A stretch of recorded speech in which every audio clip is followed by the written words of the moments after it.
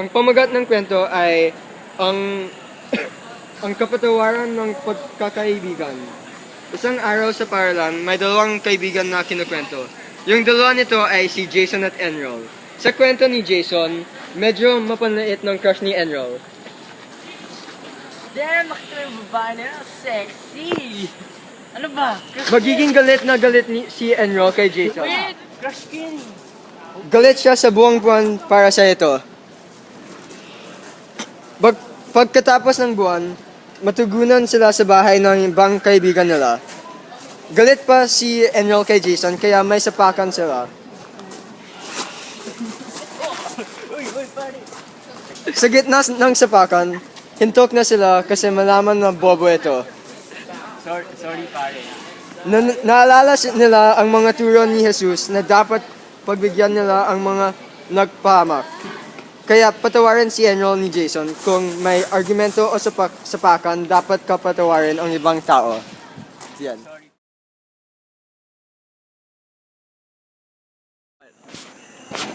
Muling pagbangon. Nagsisigawan ng mga tao. Iba talaga ang star player. Ipinasa sa kanya ang bola. Titira na sana siya nang biglang naramdaman niya ang isang malakas na tulak.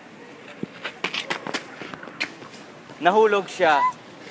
Unang bumagsak ang kanyang paa at nawalan siya ng malay. Ilang linggo na ang nakalipas mula ng aksidente niya.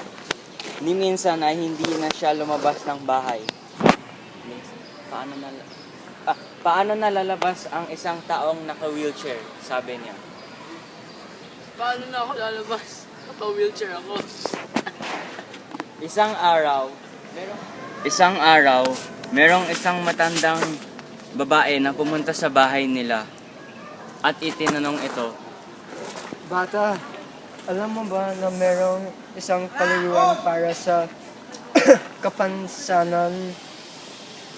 Sali ka na! Sige. Sa dulo, nanalo sila sa kanilang laro na basketball at nagyakap-yakap silang magkakaibigan. Pare, inangiyak ka na. Yeah, sobrang ganda.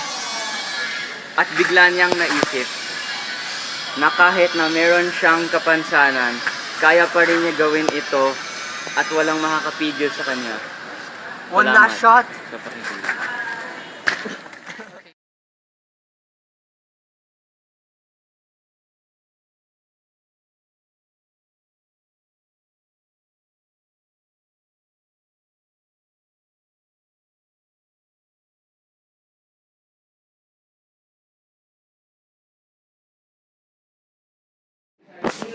Yeah, party na mga kapatid. Ang sabing ng mga kalalakihan sa isang malaking high school party. Tara, Liboro, inuman na, sabi ni Jason.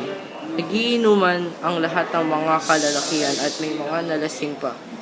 Habang nalasing ang lahat, kaunti-unti lang ang iniinom ni Liboro dahil takot siya na baka mahuli siya ng kanyang nanay pag-uwi niya. Huwag kang duwag! Nakakahiya ka naman, oh. Inom na, ang sabi ng sobrang lasing na si Jason. Kaya uminom si Liboro hanggang malapit na siyang malasing. Muli na namang kinulit ni Jason si Liboro at ngayon naman isinabi ni Jason na magdroga daw sila. Malapit nang kunin ni Liboro ang droga, subalit nakinig siya sa kanyang konsensya at hindi niya tinuloy. Nalaman niya na hindi naman talaga kailangan gumawa ng masama.